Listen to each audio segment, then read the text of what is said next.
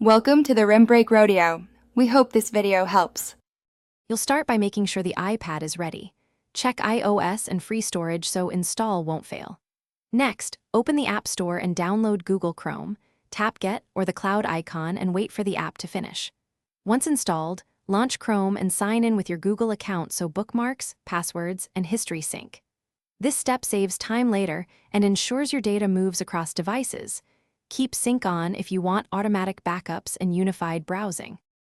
Now configure Chrome so it behaves like the desktop you know. Go to iPad settings and set Chrome as the default browser app. This routes links to Chrome automatically. Inside Chrome, adjust toolbar and accessibility options, and use Request Desktop Site when a page needs the full layout. For multitasking, learn tab groups in split view. Drag a tab to create a new window or pin pages you use every day. These changes streamline navigation and reduce repetitive steps during your sessions.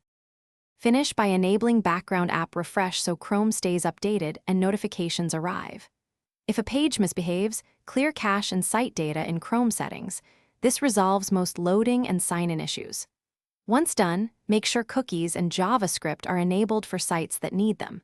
If problems persist, restart the iPad and, as a last resort, remove and reinstall Chrome. This resets corrupt files. One quick troubleshooting tip.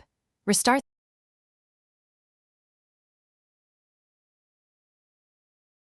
Thanks for watching. Consider subscribing if we helped you.